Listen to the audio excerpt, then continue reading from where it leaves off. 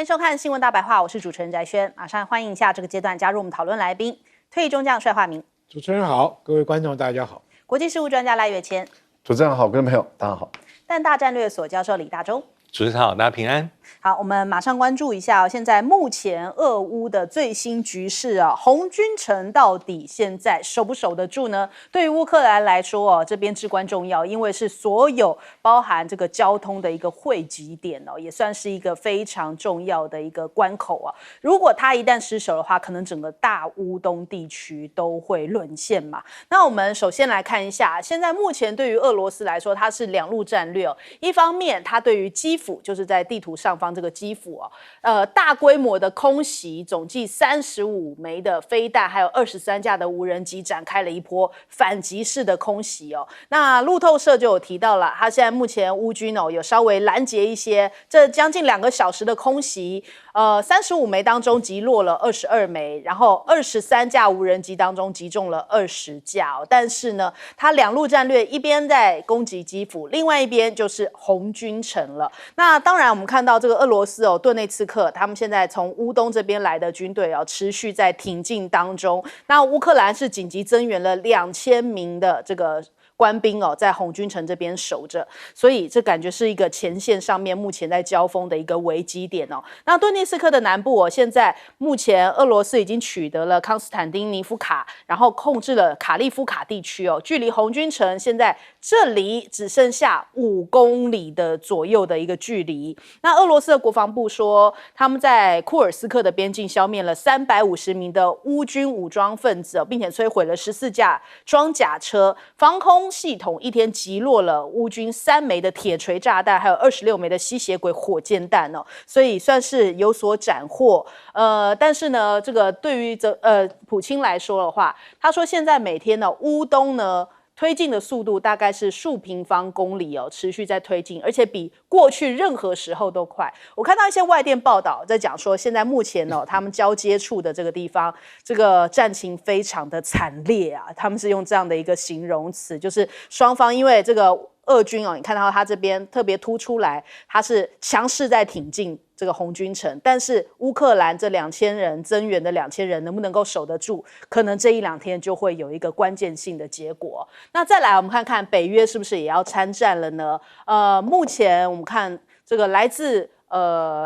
芬兰的武器现在也开始调动过来了。现在乌克兰武装部队炮兵使用的这个康乃馨22毫米自走炮的榴弹也向俄军开火。这一款武器呢，采用了神秘的迷彩涂装，也就是来自国外的军事援助。那有分析人士讲说，这样的涂装可能就是来自于芬兰的武器。那波兰现在也感受到一股威胁他们说现在波兰有宪法义务，必须要击落越过乌克兰可能会袭向波兰领土的俄罗斯飞弹，那甚至还向这个中国大陆喊话就说中国是唯一能够让这一场战争结束的国家所以包含了像是波兰，甚至周边的一些北约国家，也都希望这场战事不要再继续扩大，因为如果我们刚刚讲到的红军城一旦失守的话，很有可能这场战事会往旁边再继续扩散。那再来看看普京的讲法。他说呢，如果他说现在其实乌克兰当局不得不取消戒严，因为在取消戒严之后会立即举行这个总统选举。但是他认为现在泽伦斯基政府显然没有做好准备，因为泽伦斯基可能认为自己连任的这个可能性很小，所以他并不看好说这个泽伦斯基会停止战役，认为他会继续要维持这样的一个戒严，把他的这个政权稳定住。那白俄罗斯也跟这个俄罗斯将会在今年的年底来签署安全保障协议，也就是说，如果这场战事打到了冬季的话，恐怕也会有白俄罗斯的力量加入嘛。那紧接着我们来看看普京他现在对于中国大陆或者是美国之间他的关系也是可以看得出来很明显的亲疏远近他有提到中国大陆，他说其实家里面的一些人都会说流利的中文。我们来听听。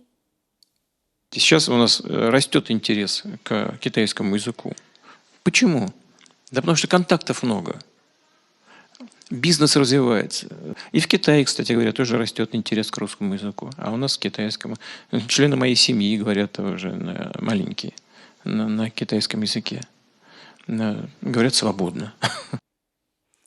普京为了要展现出来，他好像目前在应对这一场战争上面还有一个从容的态度，他还是照样来办金砖峰会，甚至呢，他们现在目前还有这个东方经济的论坛。他说，在这个论坛上面啊，克宫提到他们会跟中国大陆的副主席韩正来进行见面。那他这个当然也是为了两国的未来的经贸往来更加紧密的升级哦。那但是呢，克宫讲到了美国到底会支持贺锦丽还是川普，结果没想到他们选的人是谁呢？是贺锦丽哦。为什么呢？因为他是比较容易捉摸的对手。川普一直讲说他跟这个普丁很好，但没想到普丁选的是贺锦丽。那我们先来问一下帅将军怎么看这个红军城目前状况？红军城这个状况就等于像中国以前打这个城镇的长沙会战这种会战。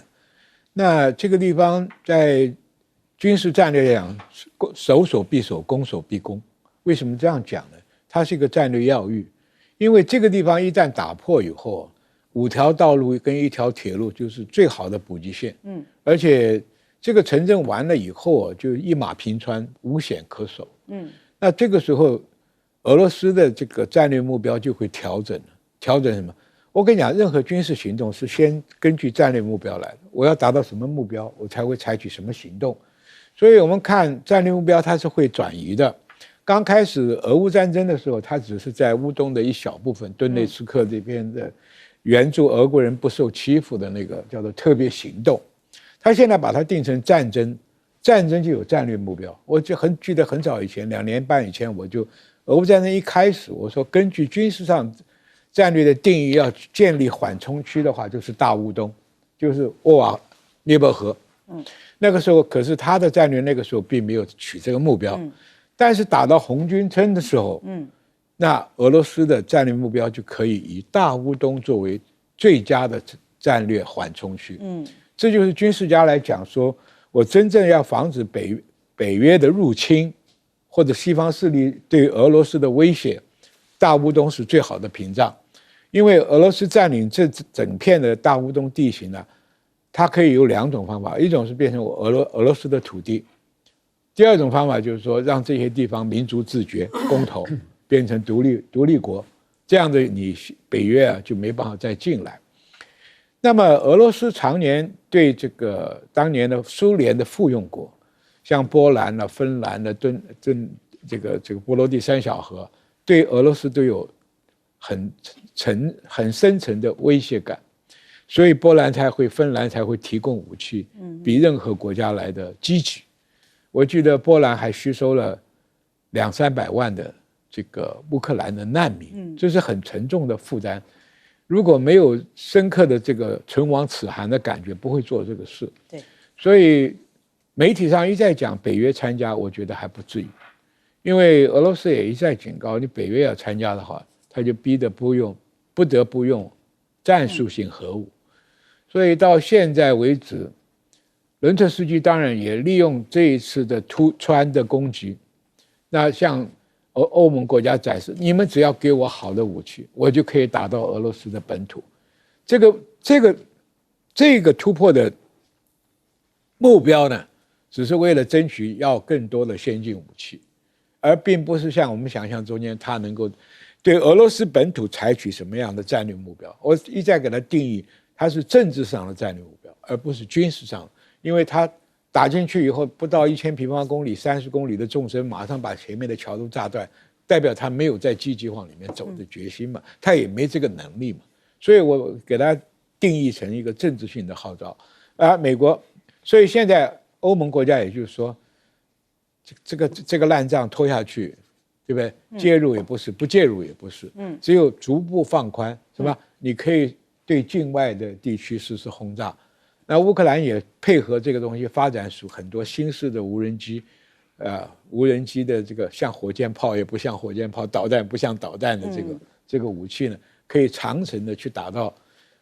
莫斯科或者什么地方。这个对北约来讲是一个比较振奋的消息。第二个也是暗示美国，你只要开放我战术性导弹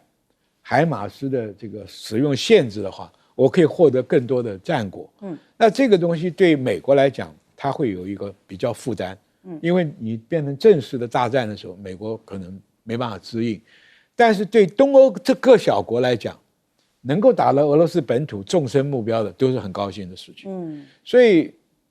伦茨斯基也不会做没有道理的事啊。他做这件事，他有他的目标，只是我们不容易感觉到东欧很多小国的一个想法。要不然芬兰不会把他的自走炮给他嘛，波兰不会给他很多后勤资源嘛，还有很多国家帮他训练飞机嘛。所以你要晓得，东欧跟西欧老百姓对这个战场的看法是完全不一样的。对，那西欧是在乎我经济上会不会这样子消耗停顿，东欧就是说谁能够解决俄罗斯的威胁，他都认同。所以这个才出了这个战场上很奇怪的现象，美国的武器还有卡到的，但是这些小国的武器就开放了。那伦茨斯基也开放一些什么圆面包的这个炸弹啊什么的，来彰显它还有存在的价值。因为俄乌战争一旦停下来，伦茨斯基的下场就很惨了。因为你政府一开放选举，他可能下台，下台以后，乌克兰老百姓才会真正检讨你。因为你这个领导的错误政策导致乌克兰死这么多人，城市被毁到这种程度，你这个最高领袖的起战指导跟终战指导，害得老百姓受这个非常惨烈的后果。所以他一定会被清算，他一定会被斗争。这就是他的下场。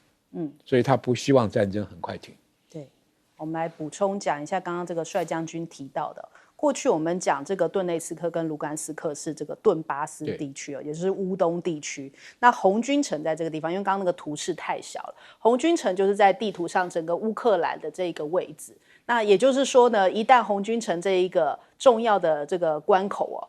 一旦失守的话，可能整个会变大乌东地区都失守，也就是整片大乌东地区一直划到这边来，可能全面都会被俄罗斯给拿下来。那我们来问一下赖老师的看法。对，您提到了一个红军城，它的重要的战略要地，它是交通要道，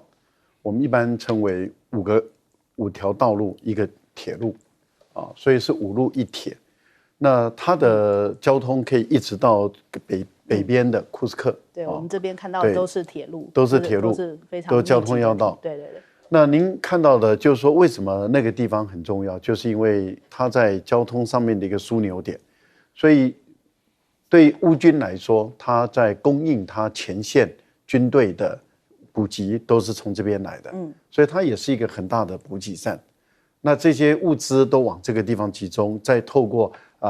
乌克兰所掌控的这些交通要道，把这些弹药跟武器往前线去推送。这个就是俄国为什么卯足全力一定要把这个地方打下来。对，而且虽然他打得很慢，那他打得很慢，一方面是降低在过去出战的时候他打得太快了，所以人员伤亡很大。那他现在凭借的就是他的火力上占有优势的地位，所以他减少他人员的伤亡，扩大他火力的消耗。那他的火力有很大一部分是来自于朝鲜，另外一部分来自于伊朗，可是更大一部分是他成功的利用这2年的时间，把他的军工企业从平时转为战时。这样的一个3个条件，这个3个条件使他的火力优于乌克兰的火力。因为你也看到波兰说我已经没有武器再供应你了，对，德国也说我到年底以前我都没有金援再给你了。然后美国现在正在大选期间，那拜登也要下课了，所以拜登也没有看起来有后余的能力再给这个泽连斯基等等。所以我们看到在整个乌克兰来说，他的火力事实上是不足的，兵力也是不足的。那泽连斯基犯了一个最根本的错误，就是把他的3个旅，这机械化旅、精锐部队往北打，他以为这样可以吸引成功，结果吸引失败了因为普丁没有上当。乌克兰自己的军事高阶将领都承认他们的这一招是错误的，对，而且这一招是失效的。所以泽连斯基他的内部的这些将领对泽连斯基的这个决定跟他们的总司令的这个决定是非常不满，而且他们认为未来红军城如果陷落，这个责任就在泽连斯基跟他的总司令。那为什么这个城这么重要？您刚刚的地图告诉我们，打下来了以后，您看他们再往北走，就是往北走的那一整块东部靠近俄罗斯那整块几乎都可以被俄罗斯吃下来。往南走，靠近俄罗斯的这一整块白色的，也几乎可以被俄罗斯吃掉。那最主要的就是因为兵力的投送就变成很快了。那这个就是普丁为什么他现在那个信心满满，就是他知道快打下来了，因为已经越来越接近了。那当然对乌克兰的压力很大，对美国的压力很大，因为如果一旦陷落，而这个陷落是在大选之前，而一整片都被打下来的话，那民主党怎么选？贺锦丽怎么选？不过我觉得波兰他指责说中国大陆可以来阻止这场战争，我个人认为那是需要条件的，例如说美国也要愿意嘛，也要停止，乌克兰也要愿意嘛。但是如果以资助这个概念来说的话，各位观众朋友，欧盟从俄罗斯进口的天然气高于从美国进口的天然气，所以欧盟是资助俄罗斯去打乌克兰。严格上来讲，乌克兰也资助俄罗斯去打乌克兰。为什么？因为它的天然气乌克兰也卖，而且也经过这个乌克兰卖往欧洲。所以等于是你乌克兰跟欧盟都资助俄罗斯去打乌克兰，你怎么解释？好，来请教李教授。对，因为我们可以看到8月初这个乌克兰开始去奇袭库斯科，到现在将近快要1个月，时间过得很快。但目前这个礼拜来看乌克兰在这库斯克州的这个攻势是趋缓的，对，它大概转变成说站稳脚跟做防御，那它在这里面所部署跟投入的部队大概1万多人到2万人之间。那其实泽连斯基一开始所设定的目标，主要在军事上还是原位救赵。但是这个目标目前看起来好像并没有完全实现了。因为没有任何明显的迹象。这个俄罗斯在乌东在这个红军城的方向在顿内茨克有把大量的兵力调走，回去到这个库斯克这个地区，并没有，反而有个副作用，就是让这个乌东在红军城方向，它反而防御陷入比较空虚的状况。所以这个就是军事上目标没有达成。那政治上目标，其实泽连斯基应该是希望能够对内凝聚士气啦，对国际社会也有交代。更重要的是假设未来有和谈，必须得上政治谈判桌，他还是要拿来做一个谈判上的政治筹码，用一个去换一个，有大概这样的一个打量。但是到目前为止最重要的军事目标并没有实现。但目前来说，对于泽连斯基，他最想要做的就是放宽所谓武器使用的限制。这也就是前几天我们看到乌克兰的军事代表团国防部长在华府，尽可能去想要游说美国的国会、五角大厦，还有一些决策官员。因为美国所严守的这条线其实并不是很整齐的线，其实回顾过去大概3-4个月，美国已经在放宽。最早一次是在5月底，当时是因为这个哈尔科夫方向乌克兰比较危急，所以美国放宽使用，你可以用美国的武器去打，但是仅限于在哈尔科夫方向。6月份又更放宽一次，就是你都可以回击，只要你发现俄罗斯越境攻击，乌克兰可以使用美国的武器。但现在泽连斯基说远远不够，要我真正能够扭转战局的话，你要把全部的禁忌都拿走。但是这一方面到目前为止，拜登并没有答应他。对。好，将军要补充。我想看一个战争，看苗头要看几个迹象。这个欧洲国家是有给乌克兰相当一些武器，但数量还是比较少。在前面这2年里面战争里面看到的战果并不是很丰硕，也很少看到它有集中使用。但是在库斯克这个战役里面，他就把所有能用的外国武器摆在这里。为什么？就是说你们支持我的武器，我可以打到俄国领土，所以你们应该继续支持。所以我才把这个战争为什么围魏救赵的战略失败？它不是失败，它的根本目标就是打一个政治上的战略目标。第二个，你给我军火，你不要限制我这个射程，我还可以打到。所以他为什么又打飞弹打到莫斯科很远的一个俄国很远的一个油库啊？他就是做给你看嘛。你美国武器不让我打远，我自己做的这个圆面包，这个火箭的飞行的这个导弹，可以把俄罗斯这么大油库烧到现在还没熄火。所以这些东西你要看，这些看表演的性质，我们就可以界定他发动库斯克的突击作战目的是什么，而不是说真的像人家攻入俄罗斯的内部围魏救赵，不是这样。所以我们讲我们观察它2年多嘛，你看英国的 Challenge 战车，美国的 Bradley，美国的 M1，通通上场了，对吧？所以这个东西啊，战略目标就决定后面的行动。好，我们先休息一下，广告之后马上回来。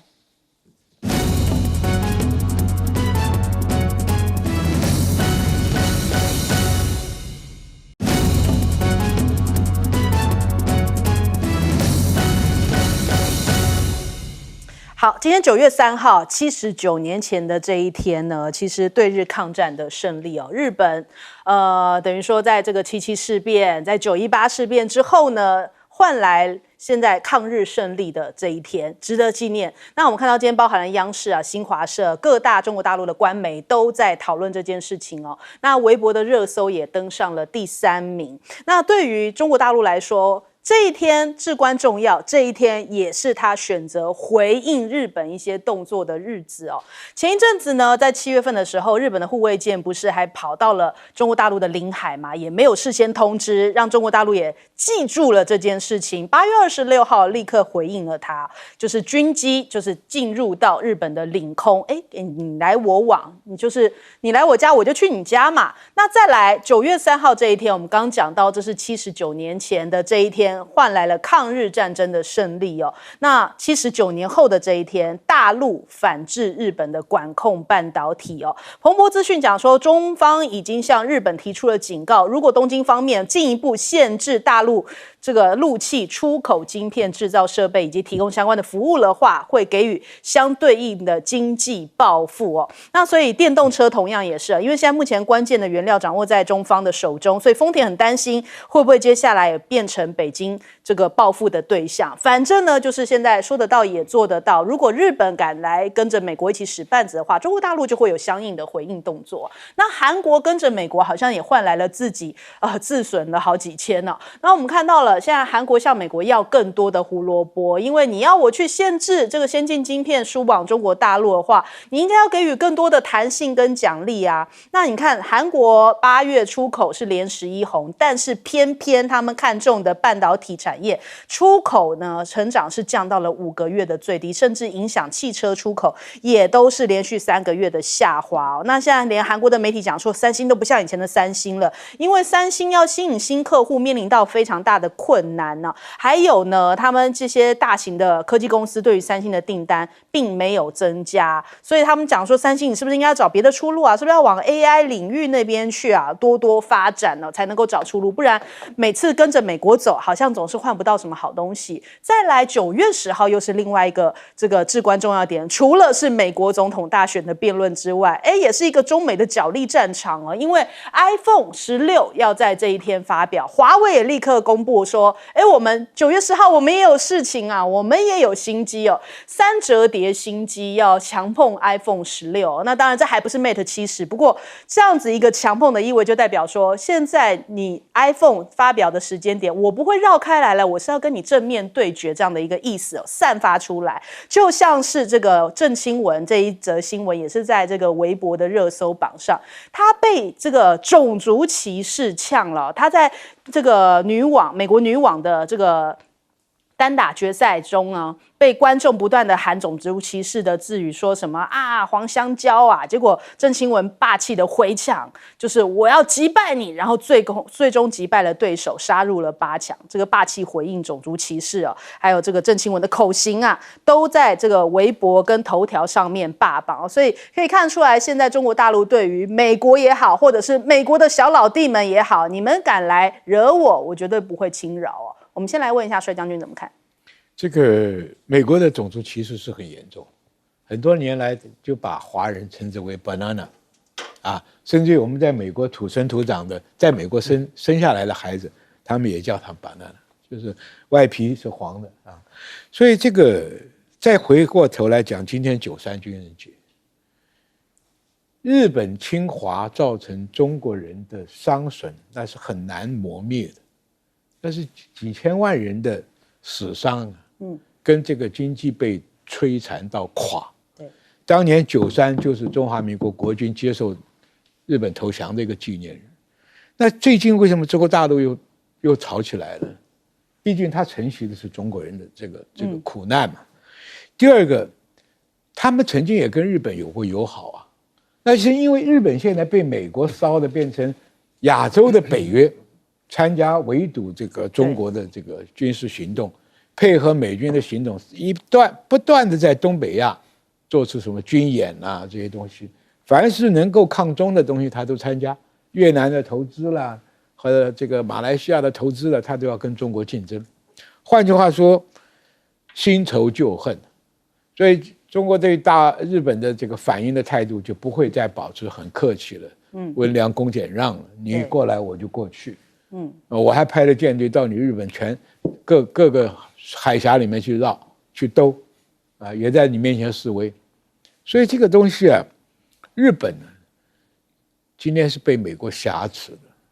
你要站在日本的立场来想想，你面对的都是你附近的邻居都是你的敌国啊。北边的俄罗斯，四岛纠纷到现在没停啊。朝鲜，没事就放个飞弹到你海里啊。中国大陆，你是三面被包围的。今天你是被美国捏着脖子在那里搞嘛？所以你今天，你能否认中国大陆不是你日本最大的一个经贸商场吗？你要参加这个禁止什么输液了，就像那个电子产品的清洁液啦。这些东西你跟着通通管制，镜头啦管制，在中国大陆就很简单嘛，你汽车业要的稀有金属我就不给你们，对不对？所以这个东西啊，参加美国的这种行动没什么好处了。日本经济已经不好了，被这个美国搞垮了30年了，也不知道失痛，反而跟着美国那样混。今天将来遭受到惩罚挨揍的还是你第一波啊。中国大陆可能打不到美国本土啊，打你日本是很轻松的，无论是飞机了、导弹了、船舰了、潜舰了，都可以造成你很大的伤害。所以日本是很不聪明的。但是今天讲难听点，这些政客跟美国的配合，将来带给日本老百姓是无限无止的灾难，包含你的经济，包含你的军事。各方面你都受伤的是你啊，不是美国啊，你也不过是美国的一个比较贵一点的棋子而已啊。那跟台湾来比，就是说比台湾有点价值的，因为你的军港什么基地都是美国人在用嘛，所以问题有赖于日本自己的觉醒，谁也帮不上你忙。好，来请教赖老师。苏立文到中国去，他承诺。说拜登的承诺是有效的，而且坚定不移的，就是事不亦无益啊，绝对不会要打压中国，要遏制中国的发展。这苏立文到北京去，再度的重申他们的总统拜登这样的承诺，结果回去以后，马上就开始打压中国的科技发展了。艾斯摩尔他承受到美国巨大的压力，美国说我可能会祭出我最严厉的法律。就是你只要有用到我一点点的设备，或是知识产权，你都全部或是技术，你都全部不准卖给中国大陆，或者不准卖给其他的国家，不然的话我就要修理你。荷兰的首相已经站出来说，因为本来传出说艾斯摩尔可能连维修都不帮中国大陆维修了，从明年开始。但是荷兰的首相已经站出来说，他也是会考虑艾斯摩尔的利益，但是最终结果怎么样不知道。现在又传出来的就是日本了，日本说它的东京电子，它的这个半导体的设备，那有可能就不再卖给中国大陆了，要管制了。这样的一个情形下，我们就可以看到这个苏立文很明显的又是说一套做一套嘛，而且当面说谎话，因为他明明白白就是要压制中国的发展，还当你的面说我们绝对不会这样做啊，这个就是美国人，这就是苏立文。这个就是拜登政府。好，那当然决定者在于荷兰，就在于荷兰的你的政府怎么做嘛。中国也提醒你荷兰说，你如果这样做的话，那中欧的贸易原来都是经过荷兰，那这个部分里面可能会受影响。那当然我们也看到了，不管猪肉或者其他的乳酪制品，这个对荷兰来讲也都是它的农民的大宗出口，而且也有很大部分是出口到中国大陆，都会受影响。现在对日本也一样。为什么丰田那么的焦虑？丰田它是有参与台积电、熊本厂还有半导体的发展。那如果说今天日本因为目前据说岸田文雄要在下台前，他铁了心了，要追随美国，要打压中国了。那所以中国大陆就已经放出一个讯息来，就是说如果你真的这样做，那中国大陆的反制的力量不会小的，啊，所以丰田焦虑紧张，一直希望日本的其他的政界啊，就是不要影响到他们的企业啊，因为他们的决定都会影响到他们企业的生存跟未来的发展。那韩国是最特殊的，因为韩国从尹锡悦上来了以后，就大幅度的转变政策，所以我们常常讲，它跟日本也已经越来越接近了，是类啊，或是次 Anglo-Saxon 人哈，在亚洲啊，所以他们越来越接近，完全是。那三星在中国大陆的市场是在萎缩，那如果说今天韩国继续再走下去的话，我相信中韩之间的贸易啊，可能也没有改善的可能性。可是我们看到在这段时间，日本跟韩国的经济真的都不好啊。好，来请教李老师。对，因为现在美国拜登政府想要做的，就是说我对中国大陆的所有的半导体的这种出口管制，我要很怎么讲，万无一失，没有任何的漏洞。而且大家包括美国的盟友啦，重要的一些伙伴，大家要跟着我走，绝对想要就是要延缓中国大陆发展的脚步，包括制造包括研发包括设计都在里面。所以我们可以看到，在拜登上任之后，2022年、23年2度他有所谓的新的一些措施，半导体的出口管制，他其实有运用到美国的国内法，就是我们刚才赖老师所说的外国直接产品规则FDPR。那到今年3月份也修了一次，那4月4号马上实施。这个意思是说，只要是企业在这个全球化的过程当中，因为全球化是非常这个紧密的一个分工，只要你运用到了美国的技术、人才、智慧财产权，哪怕是多或少，基本上它不准许你把它运用到帮助中国大陆的半导体发展，也包括设计，也包括人才，也包括各式各样的设备跟制造。所以这有点像是紧箍咒。那这紧箍咒其实在过去像韩国或是日本，有些厂商是得到美国的豁免。所以这一次为什么尹锡悦韩国还是会有些他的声音，他还是希望说，假设我跟着美国走了，照着美国做了，跟美国采取几乎是一样的标准，很严苛，那我的企业怎么办？所以他应该是希望能够得到一些比较好的一些优惠，包括他的这个三星电子或是这个 SK 海力士。那刚才赖老师也特别提到，那另外一个例子就荷兰。那荷兰例子是耐人寻味的，因为他才有新的首相，7月份才就任，史库夫。他基本上是背景是比较过去是对外情报局的这个局长了。那是因为去年这个荷兰大选之后，其实是极右派的这个党魁，这个自由党取的第一大党，所以拖了222天之后有新政府。那新政府其实美国的压力是如影随形的。但之前韩国的前首相吕赫，他还有一定程度是挡得住美国的压力，而且他3、4月才去了这个中国大陆一趟，带着他的外贸部长，其实谈的就是包括艾斯摩尔。但是新的部长，新的首相上任之后，史库夫他的想法有点耐人寻味，他讲过好几次，你听起来是模模糊糊、很暧昧。他说，只要跟中国大陆谈到国家安全问题，我们都要很谨慎小心。但他又提到说，我们要想办法跟美国、跟日本、跟韩国协调一致。他又讲到说，假设我们照做的话，我还是要考量到我们自己荷兰的经济安全，所以他也是左右为难。而且我们可以看到，从去年、前年到今年，其实美国的高层官员访问荷兰的次数非常多，都是在谈这个议题。好，所以这几个美国重要的盟友跟伙伴，目前在美中的战略竞争之下，他们的空间是越来越有限的。对，好，我们先休息一下，广州忙回来。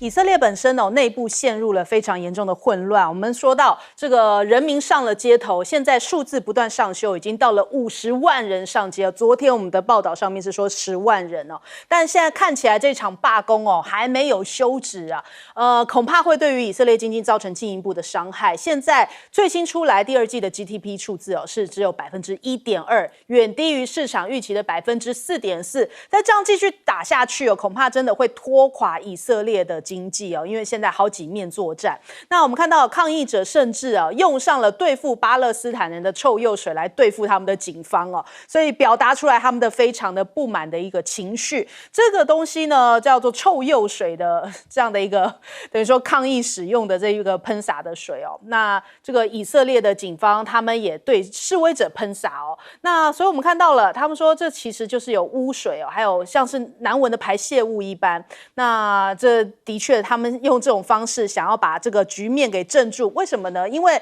恐怕会动摇这个纳坦雅胡的现在目前的政权。那纳坦雅胡他现在是有对外界讲说抱歉，他承认他这个请求这个以色列人的原谅，没有办法把这6名扣押的人质带回来啊，为此付出了沉重的代价。但是现在以色列的防长加兰特已经跳出来喊讲说你的做法上面是一个道德耻辱哦。不过也有人讲说，恐怕纳坦雅胡会先考虑来撤换加兰特所以现在双方这个在战斗内阁上面已经是一个撕裂的状态，国内也是一个混乱的状态哦。那甚至呢，现在如果国会发起对于纳坦雅胡的不信任票，恐怕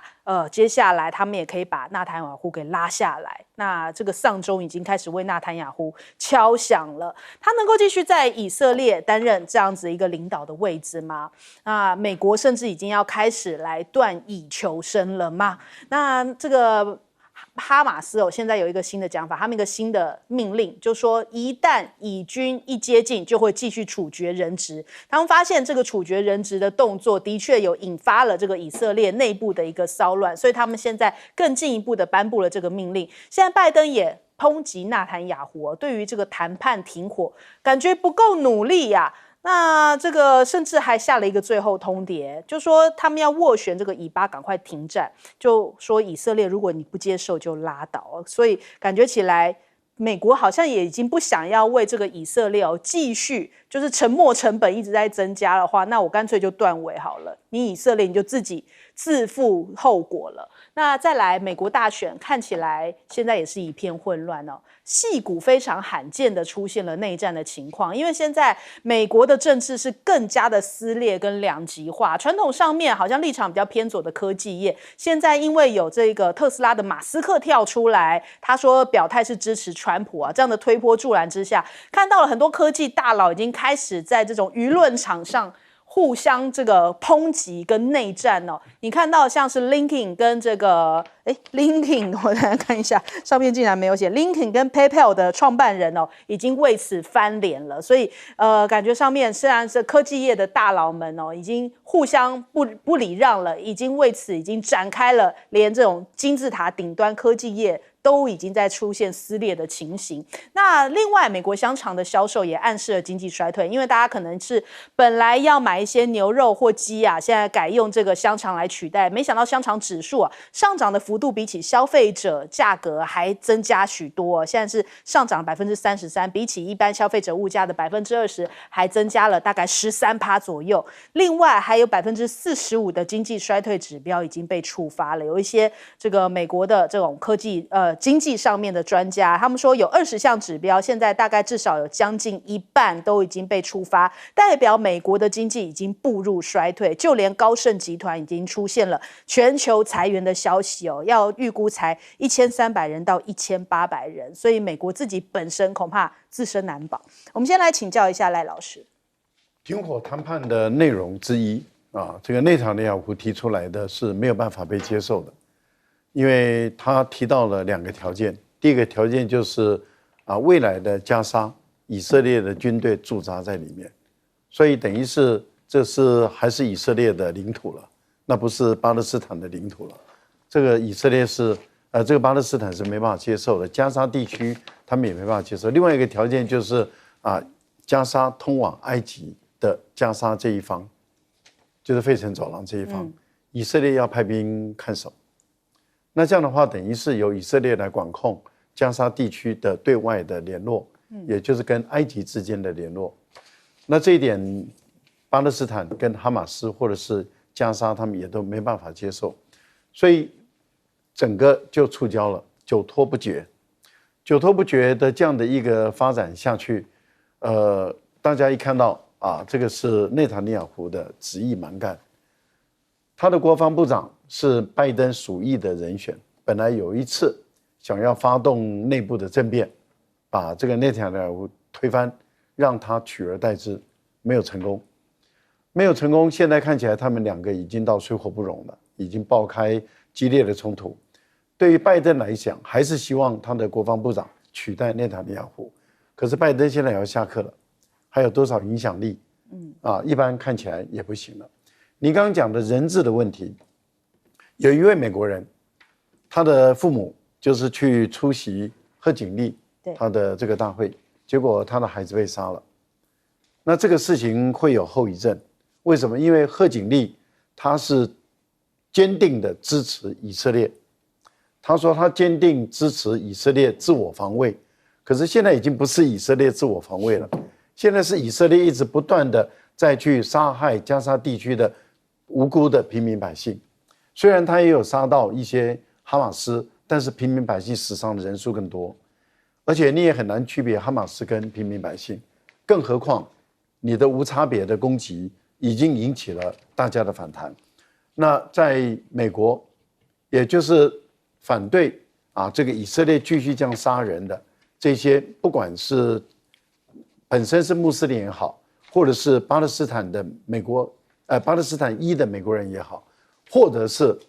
犹太人，在美国的犹太人，尤其是反对以色列继续这样杀戮平民百姓的犹太人，他们都站出来。那他们在民主党代表大会的时候就已经直接讲得很明白，如果你贺锦丽不处理这个问题，你不明确的表态，他们不会为了怕特朗普当选而把票投给贺锦丽。现在贺锦丽跟川普的民调差距其实并不大，所以关键在于这些少数人他会起一些作用。那看起来对拜登来讲，他越来越焦虑，然后他一直苦劝或是给这个内塔尼亚胡施压，似乎也没什么用。现在以色列人站出来了，我们看看以色列的这个怒吼会不会产生效果。好，请教帅将军。今天93军人节我特别要讲一点这个93军人节怎么来的？是国军将领接受日本投降，抗战我们死伤了300多万的国军同袍，黄埔军校22万毕业生死了19万，就是换到这一场战争的胜利。那么在今天台湾的93军人节里面，空军总部纪念814空军建军节。814是谁？是纪念高志航抗日。结果在这个纪念会里面，居然演奏日本的军歌，叫《赤城舰舰歌》，这也是我们台独的一个军歌。对，你想想我要问这空军总司令，你是纪念抗日英雄我也要问问参谋总长梅家树赤城舰是把我们中华民国海军打到长江里面，只剩少了一艇呢。这么一个鲜明的敌对的一个象征，居然在中华民国的93军人节里面演奏出来。在这个814这个空军的建军纪念日，你们这些将领是干什么吃的难道不知道你的前辈学长是怎么样牺牲奉献、死伤多少换到这个胜利的一个象征呢？丢人还不检讨吗？那今天轮到中国大陆跑来抗日，我们这边在纪念日本的军歌，什么玩意嘛？什么话嘛？这点我就提出非常严正的谴责了。你不能说你不知道赤城舰舰歌是很好听没错但是它代表的是什么精神？对，侵略中国的军歌，侵略中国的军事精神，纪念日本的这个强军独武。所以像民进党真当自己是日本人了？你是日本人的后代吗？丢人。好，我们来请教帅将军怎么看这个呢？生气，我当然很气，我们当然很生气。现在目前这个美国跟以色列的状况，将军，以色列现在状况，我跟你讲，以色列是靠高科技赚世界的钱的。今天不要讲说别的，光他的企业都受到，你看35万人动员，年轻人都不上班了嘛。对，然后这个战争对以色列还是造成困扰而且你师出无名你要是报复当初的恐怖攻击，你已经达到报复的目标。今天轮到被全世界谴责你以色列是一个种族绝灭的一个国家。当年同情你以色列的那一点感情全部没有了，你比希特勒还希特勒，对不对？你希特勒还没有专门对付儿童妇女下手啊，对不对？那你今天这种无差别每天上演，而且全世界告诉你这样做是不对的，就靠着你犹太人掌握了美国的经济，掌握了美国的高层，资助你做这个不义的行为。而今天这些人质一个一个被杀害，你和谈都不愿意谈，所以纳坦雅胡也是一个毒夫了。他今天非干到底不行了，所以这内部的以色列的这个反抗的群众越来越多，而且你这个屯垦区假屯垦为殖民，杀人掠地抢钱，什么事都做啊，所以你不只是西岸，东岸都是一样啊。所以这种暴行啊，已经全世界都知道了。所以当年大家对以色列那一点同情，现在完全没有了。回过历史看，为什么欧洲人对犹太人不好？你们自己不做检讨了。所以现在看起来，以色列内部的反弹声浪也是非常大。我们来请教一下李老师。对，因为目前来说啊，所谓这个以哈之间的谈判啊，透过埃及、卡达跟美国，我们可以看到，在这两个礼拜以来啊，拜登总统说，他说快接近最后方案，我们听了太多次。那目前看起来又触礁。那触礁卡的原因啊，在从一个礼拜之前比较明朗一些，应该是哈马斯在批判啊，就是说所谓的刚才这个赖老师所讲的这个费城走廊啊，费城走廊基本上就是加萨走廊跟埃及连接那狭长的这个地带，长14公里啦。最早其实是在以色列的这个巡护之下，那后来当以色列退出加萨之后，其实就是一边啊，埃及这边是埃及带有它的边防部队在做看管，那这个加沙走廊这边就是这个巴勒斯坦自治政府。但是从去年10月爆发战争之后，到今年5月，其实以色列为了要控制这个地带，基本上费城走廊已经牢牢掌控在以色列手上。对。那目前来说哈，拜登说希望以色列能让步了。那哈马斯是这边很坚持，他说不能有任何的以色列士兵、边防或是 IDF 留在所谓的这个费城走廊。但是以色列目前所能做的让步说，我可以在停火3阶段，第一阶段减少人，但是到最后我至少要在8个地方要控制，我要派兵在那边把守。所以这点是到目前为止没有办法谈判成功的原因。那还有就是我们要特别留意一下，目前啊，因为以色列开的战线其实非常多，除了最早的这个加萨对哈马斯，北边对真主党，还有之前对伊朗，但现在大家好像忘记了伊朗曾经说他要做报复，好像慢慢是平息，暂时。但是从8月28号开始，其实以色列在对约旦河西岸，它也发动了这大规模的打击，而且过去比较少用无人机，那现在用了，而且这个 IDF 也在以反恐为名，在这个约旦河西岸进行所谓很多的军事行动，所以它基本上四面都在发动一些所谓的战争，用各式各样不同的名义。那我觉得到最后哈，我觉得还是取决于这个最后的方案是什么，尤其是哈马斯的地位。